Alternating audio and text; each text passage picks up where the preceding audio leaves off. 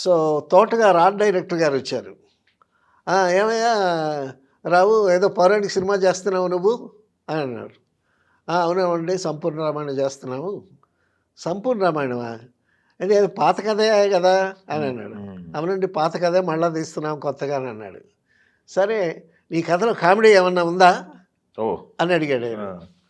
ఎందుకు లేదండి, శోభన్ బాబు రాముడు వేస్తున్నాడు కదా, అదే కామెడీ అన్నాడు. అంటే రాముడు వేషం వెయ్యాలి అంటే రామారావు గారే వెయ్యాలి, మరొకళ్ళు వెయ్యటానికి వీలు లేదు అనేటటువంటి ఒక నోషన్లో అప్పట్లో. అయితే సంపూర్ణ రామాయణం అయిన తర్వాత ఆ సినిమా రామారావు గారు చూసి శోభన్ బాబుని కూడా అభినందించారు. ఆయన కూడా చాలా బాగా చేశాడని చెప్పుకోవాలి డెఫినెట్గా. అంటే రామారావు గారి మీద ఉండేటటువంటి ఆయన చేసినటువంటి క్యారెక్టర్స్ కానీ, ఆయన ఇచ్చినటువంటి పెర్ఫార్మెన్స్ కానీ, ఆయన పౌరాణిక చిత్రాల మీద వేసినటువంటి ముద్ర కానీ అంత బలంగా ఉన్నదనే దానికి ఒక ఉదాహరణ అన్నమాట. ఓకే.